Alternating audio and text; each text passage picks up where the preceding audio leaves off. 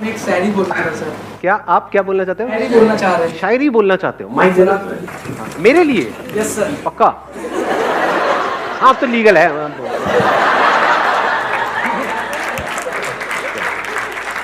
Sir ये मेरे लिए बहुत स्पेशल दिन है कि मैं आपके सामने खड़ा हूँ, लेकिन मैं आपके लिए शायरी डेडिकेट करता हूँ। वो याद नहीं करते हम भुला नहीं सकते, वो हंस नहीं सकते हम रुला नहीं सकते, हमारे संदीप सर इतने महान हैं कि वो हम बता नहीं सकते और आप जता नहीं सकते। क्या बात है।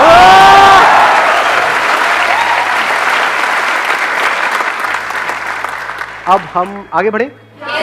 ठीक है, अब हमारे पास में दो ऑप्शंस है। एक है हम Q&A सेशन करें, इसमें आप लोग अलग अलग क्वेश्चंस पूछेंगे, अलग अलग मैं जवाब दूंगा। दूसरा ऑप्शन ये है कि एक टॉपिक मैं आपको बताऊं जो आपकी एज ग्रुप के लिए बहुत रेलेवेंट है, उसी टॉपिक पे हम स्टिक रहें। तो कितने हैं Q&A वाले? वोटिंग कर लेते हैं। कितने हैं Q&A वाले जो चाहते हैं Q&A सेशन हो? 2 3 4 5 6। ठीक है। और कितने चाहते हैं कि एक टॉपिक हो उसी पे हम स्टिक रहें?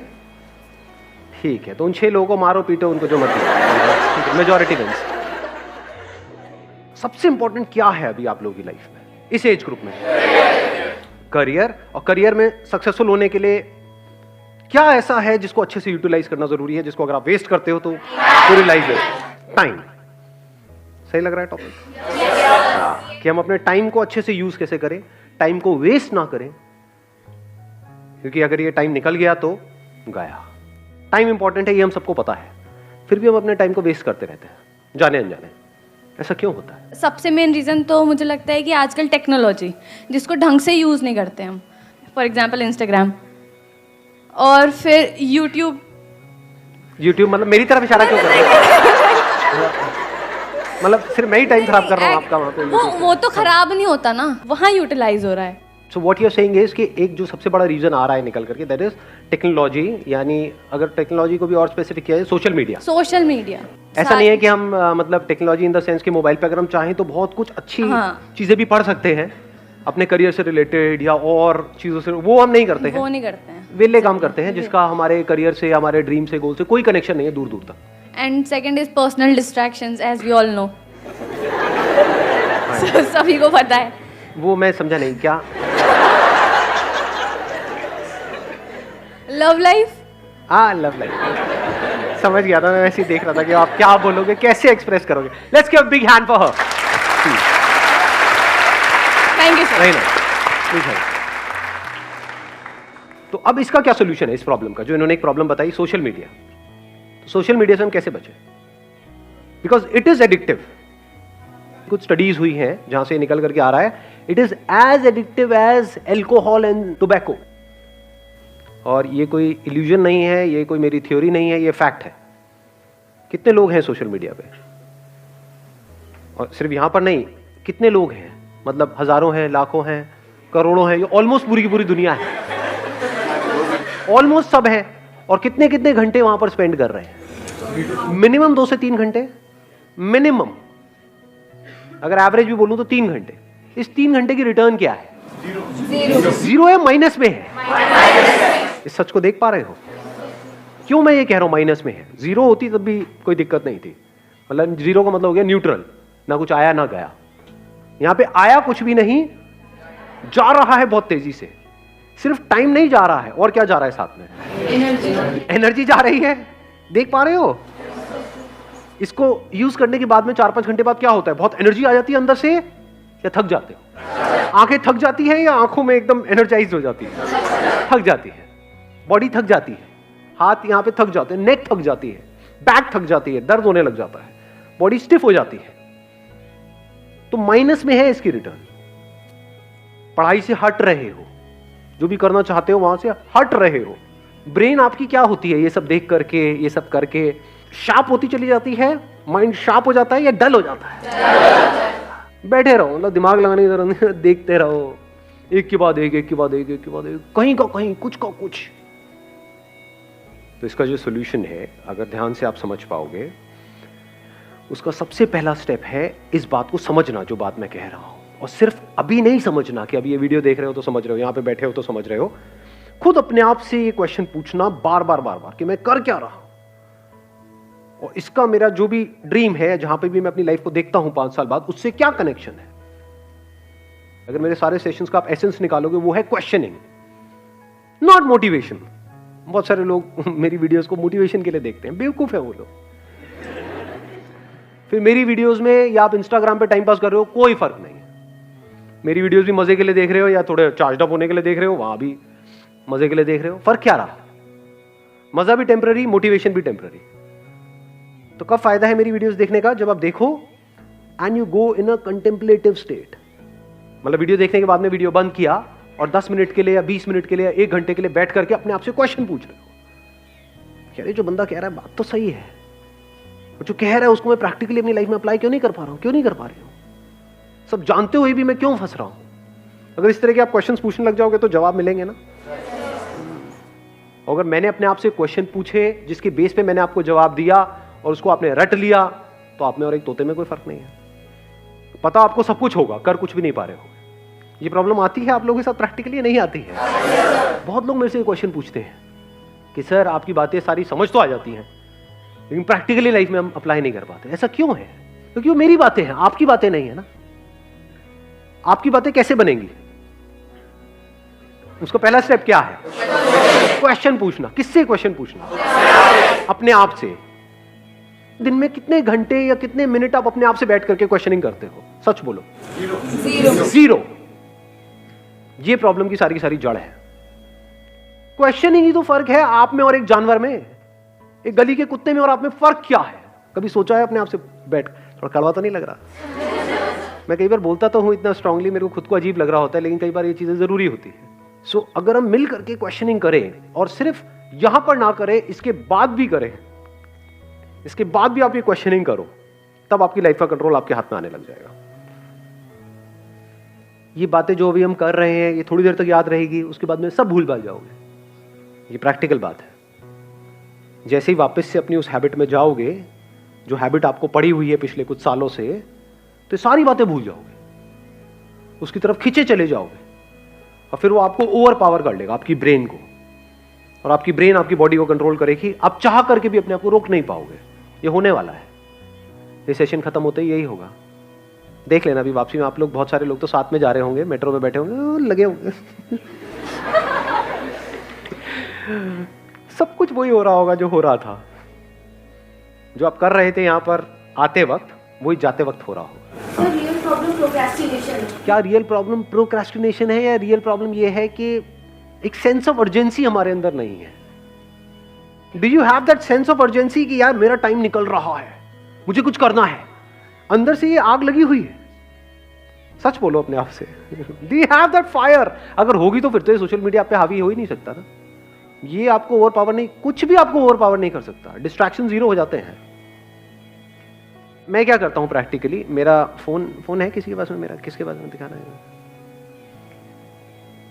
सबसे महंगा फोन है वर्ल्ड का, उससे ऊपर कोई है ही नहीं। ये मेरा प्यारा सा फोन है। अरे उल्टा था। Largest screen, best touch, 1000 pixel camera. कुछ है ही नहीं, क्या करोगे? ये मेरा फोन है, बट मेरे पास में एक और फोन भी है। वो अपने पास में नहीं रखता हूं वाला फोन, मेरे पास में ये वाला फोन रहता है।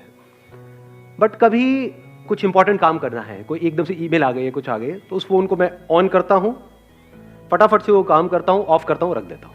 अब ये किसने किया है? मैंने किया है, अपने लिए किया है, जबकि मेरे को इसकी जरूरत नहीं है। अगर एक्चुअल में आप समझोगे तो आप किस लिए करना चाह रहे हो? अपने करियर के लिए। जबकि एक्चुअल में देखा जाए तो कौन है यहाँ पर जो कहेगा कि मेरा करियर बड़ा कमाल का सेट हो गया है जी, मैंने कर लिया जो कुछ करना था मुझे लाइफ में फाइनेंशियली?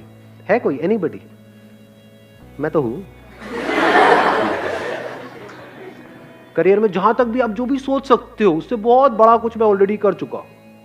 अगर आज मैं पूरा दिन भी बैठ करके मोबाइल पे टाइम पास करता रहूं, मुझे फाइनेंशियली कोई फर्क नहीं पड़ने वाला है, फिर भी कर रहा हूं। और आपको करना चाहिए, फिर भी आप नहीं कर रहे हो ना। घोचू इसे होते हैं प्योर घोचू, तो कोई इंप्योरिटी है ही नहीं। समझे? करना किसको चाहिए, कर कौन रहा है? मतलब मुझे एक्चुअल में इसकी जरूरत नहीं है, फिर भी मैं कर रहा हूं। क्यों? सोचो, थोड़ा सा दिमाग लगाओ। Importance of time. Importance of time. Time किसके लिए इंपॉर्टेंट है? आपको पता है कि हाँ, एक मिनट, इन्होंने बड़ी अच्छी बात बोली। इंपॉर्टेंस ऑफ टाइम मेरे को क्लियर है, और जो अपना टाइम खराब कर रहे हैं उनको क्लियर नहीं है। ऐसे लोगों को जानते हो जो सुबह से रात तक बस बैठे रहते हैं, टाइम पास करते रहते हैं। क्यों करते हैं? थियोरेटिकली तो उनको पता है टाइम इंपॉर्टेंट है, बट उनके सारे एक्शंस कह रहे हैं कि उनके लिए टाइम इंपॉर्टेंट नहीं है। क्यों? क्योंकि उनको कुछ करना ही नहीं है जिंदगी में। हाँ, बोलते हैं कि मेरे को ये करना है, एक्चुअल में कुछ नहीं करना।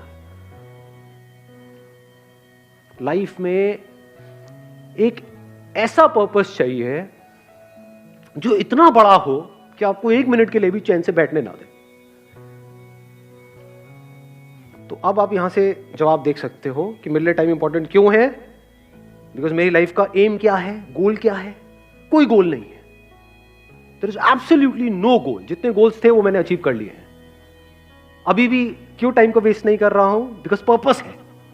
वो पर्पस क्या है कि इस इंसान होने का जो मतलब है, यानी I got this body, I got this brain, mind, this way of thinking, intellect, ये सब है ना, ये मेरे पास में है ना, इसकी जो हाईएस्ट पॉसिबिलिटी है उसको अचीव करना है मुझे। सर, ये जो आपके क्वेश्चंस और ये सारी जो चीज़ें हैं, मतलब कि आप बढ़ चुके हैं आगे from financial freedom, you have achieved the financial freedom, उसके बाद आप ये सब सोच पा रहे हैं।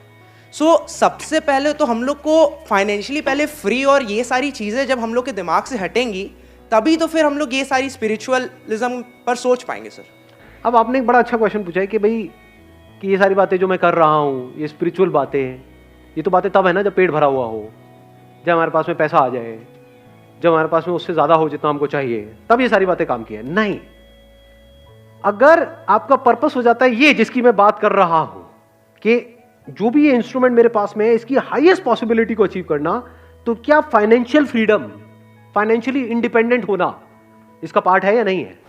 It is one of the part, it is the most important part. So इस पर्पस में ये भी आ गया। ये कह लो, ये पर्पस एक ऐसा है जो सीढ़ियां आप आगे ऊपर चढ़ते चले जा रहे हो जिसका एंड है ही नहीं, उसकी पहली सीढ़ी यही है। If you are not financially free, if you are working for money, तब तो पूरे दिन सुबह से रात तक you are just working for money. तो पूरी जिंदगी क्या किया? पैसे के लिए काम किया, पैसे के लिए जिए, पैसे के लिए मरे। तो अपने पे तो काम कभी किया ही नहीं। तो इसको अलग मत करो। यही हमारी सबकी प्रॉब्लम है। अभी हुआ क्या है, जिस तरह का हमारा एजुकेशन सिस्टम है, हमने इन दो चीजों को अलग अलग कर दिया है। यानी spirituality is nothing but understanding of life, understanding of how your brain works, how your body works. It is not the last step. यही प्रॉब्लम हुई है। अभी आप लोग क्या सोचते हो कि अभी हमारी एज है 18-19 साल, अभी क्या जरूरत है कि पैर कब्र में लटके पड़े होंगे, 70 साल के हुए पड़े हैं, सुनाई दे नहीं रहा है, तब आगे कुछ चल रहा। हाँ, क्या बोल रहे हो? अरे क्या खत्म हो गया क्या? देखा ऐसे लोगों बैठे हुए, समझ आ रहा है उनको कुछ ना जी? तो understanding of life, understanding of your self, understanding of your body, your mind, your intellect, understanding of how things work, हर चीज को बारीकी से समझ लेना कि अगर मैं ये काम कर रहा हूं तो इसकी वजह से क्या होने वाला है अगले 5 साल बाद। जो मैं बनने की सोच रहा हूं, वो जो लोग बन चुके हैं, क्या उनकी लाइफ बहुत कमाल की है? उनकी जिंदगी अगर झंड है तो मैं ये काम क्यों कर रहा हूं? मैं अपने 5 साल क्यों खराब करने वाला हूं? वहां पे दिमाग लगाना इंपॉर्टेंट है कि मैं एक्चुअल में फाइनेंशियली फ्री कैसे हूं। फाइनेंशियल फ्रीडम का मतलब क्या है कि आने वाले 10 साल बाद मैं फाइनेंशियली फ्री हो जाऊंगा या हो जाऊंगी। उसके बाद जिंदगी में कभी भी मैं पैसे के लिए काम नहीं करूंगा। ये हमारा गोल होता है, या होता है कि बस किसी तरीके से मेरे पास में इतना पैसा आ जाए कि वहां से ये हो जाए। उसके आगे हम सोचते ही नहीं है, बहुत छोटा सोचते हैं। बहुत छोटा सोचते हैं। मतलब उसमें एनर्जी कहां है, उसमें जान कहां है, उसमें पावर कहां है? तो जब गोल बनाना ही है इस एज में, तो ढंग का बनाओ ना। ढंग का गोल का मतलब क्या है ढंग का गोल? मैं कुछ ऐसा कर रहा हूं 10 साल बाद जो कोई करने की सपने में भी नहीं सोच सकता है। एनर्जी आई गोल से या नहीं है? मजा आ रहा है गोल सुनने में? नहीं आ रहा है। तो जब ऐसे हम गोल सेट करते हैं तो एक तो नंबर 1 एनर्जी आ जाती है, और नंबर 2 अब आप टाइम वेस्ट कर ही नहीं सकते क्योंकि आपका गोल औरों के गोल से बहुत बड़ा है। गोल छोटा मोटा हो तो you can afford to waste time, you can afford to kill your time. अगर गोल बड़ा हो तो नॉट पॉसिबल जी, टाइम ही नहीं है। अब तो दिन में 1-1 मिनट इंपॉर्टेंट है। सर जो जॉब कर रहा है वो फाइनेंशियली फ्री कैसे होगा? क्यों नहीं हो सकता? अब ये भी एक बहुत बड़ा मिथ है कि जो जॉब कर रहा है वो फाइनेंशियली फ्री कैसे होगा। सुंदर पिचाई का नाम सुना है आपने? कितना कमाते हैं वो? 350 करोड़। 350 करोड़ पर मंथ या पर ईयर? जो भी है, कम नहीं है। 350 करोड़ कम होता है क्या? बहुत ज्यादा होता है। तो जॉब और बिजनेस बीच में कहां से आ गया? फाइनेंशियल फ्रीडम का मतलब अच्छे से समझ लो, मतलब आपको पैसे के बारे में ना सोचना पड़े। आप ये चीजें उनको बताओगे कि मेरा गोल ये है कि मैं बस पैसे वैसे नहीं कमाना चाहता, एक टाइम पे फ्री होना चाहता हूँ। मतलब हम उनको बोले कि हमारे लिए पैसा इतना मैटर नहीं करता। क्यों नहीं करता? पैसा तो मैटर करता है। अरे यार ऐसे मत करो ना आप लोग, मतलब कैसे समझाऊं मैं आप लोगों को, मुझे समझ नहीं आता है।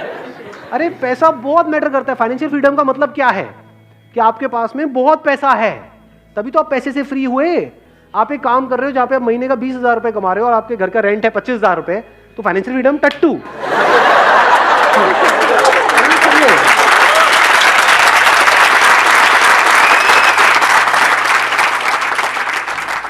कुछ भी करने से पहले आपको पैसे की टेंशन ना हो।